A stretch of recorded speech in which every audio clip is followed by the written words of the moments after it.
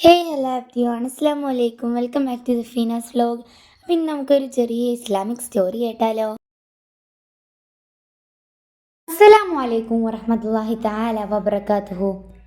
പ്രിയപ്പെട്ട കൂട്ടുകാരെ, പ്രസിദ്ധ രാജാവായ ഇബ്രാഹിം ഇബ്നു അദ്ഹം റളിയല്ലാഹു അൻഹുവിനെ കുറിച്ച് നിങ്ങൾ കേട്ടിട്ടുണ്ടോ?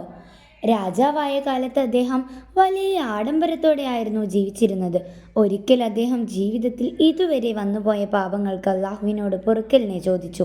പിന്നീട് അദ്ദേഹം രാജാധികാരവും ആഡംബരവും എല്ലാം ഉപേക്ഷിച്ച് തൻ്റെ കയ്യിലുണ്ടായിരുന്ന അടിമകളെയെല്ലാം മോചിപ്പിച്ചു. തൻ്റെ സ്വത്തെല്ലാം വഖഫ് ചെയ്തു.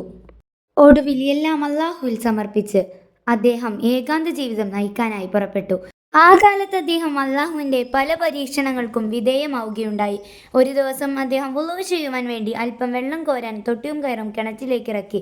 വെള്ളം കോരിയെടുത്തു നോക്കുമ്പോൾ ബക്കറ്റിൽ വെള്ളമല്ല, നിറയെ സ്വർണ്ണത്തൊട്ടുകൾ. തന്നെ നോക്കി പൊട്ടിച്ചിരിക്കുന്ന സ്വർണ്ണ നാണയങ്ങൾ ബക്കറ്റ് നിറയെ കണ്ടപ്പോൾ ഇബ്രാഹിം ഇബ്നു അദ്ഹം റളിയല്ലാഹു അൻഹു ഞെട്ടി ആ ബക്കറ്റ് ഉടനെ കിണറ്റിലേക്ക് കമഴ്ത്തിക്കൊണ്ട് അദ്ദേഹം പ്രാർത്ഥിച്ചു, അള്ളാഹുവേ, ഇതെല്ലാം വലിച്ചെറിഞ്ഞുകൊണ്ടാണ് ഞാൻ കൊട്ടാരം വിട്ടു പോകുന്നത്. ഇനിയും എന്നെ പരീക്ഷിക്കരുതേ.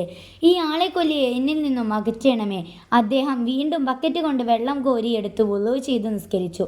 അവിടെ നിന്നും പോയി.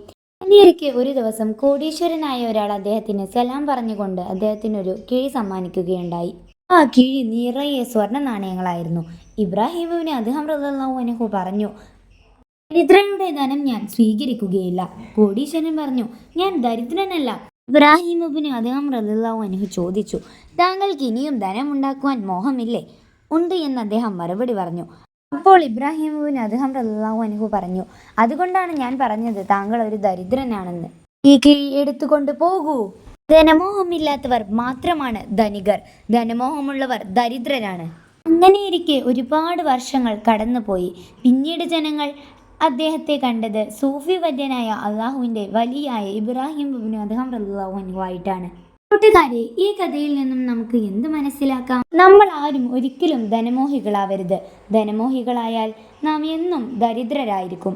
അല്ലാഹു സുബ്ഹാനഹു വ തആല അദ്ദേഹത്തിൻ്റെ മുത്തഖീങ്ങളിലും മുഖ്ലിസീങ്ങളിലും നമ്മെ ഉൾപ്പെടുത്തി അനുഗ്രഹിക്കുമാറാകട്ടെ. ആമീൻ യാ റബ്ബൽ ആലമീൻ. റബ്ബനാ ആതിനാ ഫിദ്ദുനിയ ഹസനത വഫിൽ ആഖിറതി ഹസനത വഖിനാ അദാബന്നാർ. അസ്സലാമു അലൈക്കും വറഹ്മത്തുള്ളാഹി തആല വബറകാതുഹു.